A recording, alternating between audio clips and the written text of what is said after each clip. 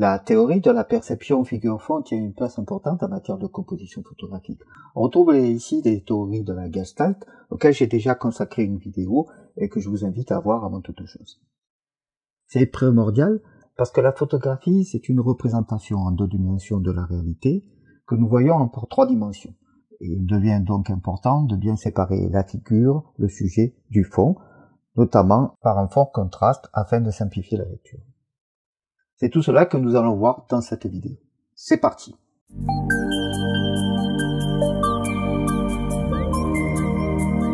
Quand on veut parler de la perception, figure-fond, on fait souvent appel à l'exemple du vase d'Edgar Rubin.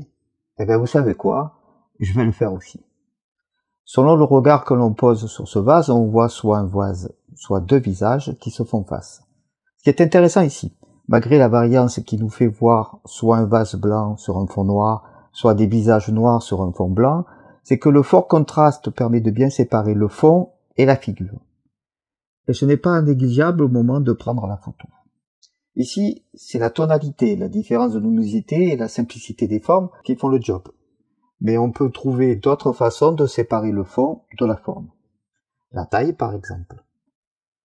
Lorsque 2 éléments qui se chevauchent ou se superposent, le plus petit des 2 est automatiquement considéré comme étant la figure. On en a déjà parlé dans une précédente vidéo. Même avec un sujet très petit sur une photo, il peut être bien défini comme tel et il se détache du fond. Ce sera d'autant plus le cas si c'est un être humain et cela fonctionne pour tout. Le relief également. Une forme convexe, dont le bombé est vers l'extérieur, est plus facilement considérée comme le sujet qu'une forme concave creusée. La teinte. La séparation que provoque une teinte chaude par rapport à une teinte froide, les couleurs complémentaires, sont autant de pistes. L'emplacement.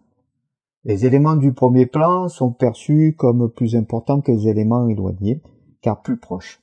On retrouve ici un élément classique de la photo de paysage où l'on cherche à avoir un premier plan, un plan moyen, le sujet, et un plan éloigné, le fond. Le flou et la netteté. Un élément net sur un élément flou déterminera fortement la figure et le fond. Ce sont des principes qui se retrouvent partout et tout le temps. Par exemple, il ne vous viendrait pas à l'idée d'écrire avec une couleur très proche de celle du fond, le manque de contraste rendrait la lecture impossible. Pour la question de la photographie, plus précisément, il faut penser au moment de sa prise de vue par l'application de moyens déjà vus, qui sont, je le rappelle, la tonalité, la taille, le relief, la teinte, l'emplacement et la netteté. En vrac, quelques pistes. Silhouetter le sujet, on l'a vu, le fort contraste est puissant pour la séparation fond-figure. En prenant un sujet à contre-jour, on peut le rendre sous la forme d'une silhouette, ce qui le détache nettement du fond. De façon globale, photographie, cela veut dire écrire avec la lumière.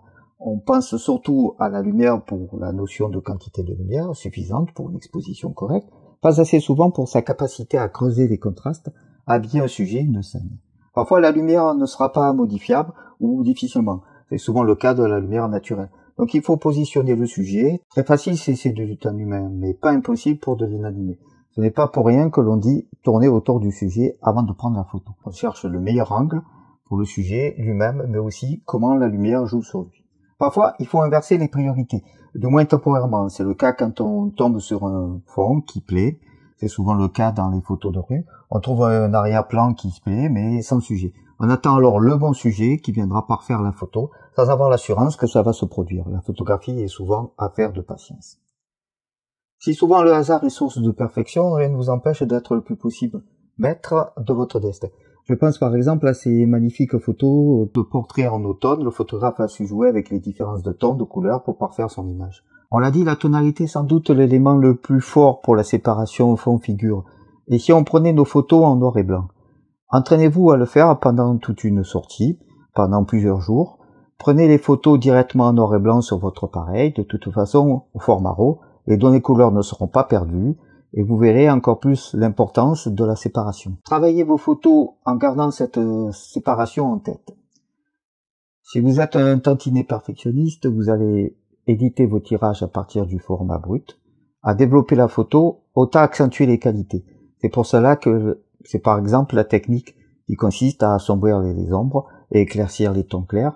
En renforçant les contrastes, nous renforçons la séparation fond-figure. Ainsi se termine cette vidéo sur cette notion de composition. Et n'oubliez pas, c'est juste une mise au point.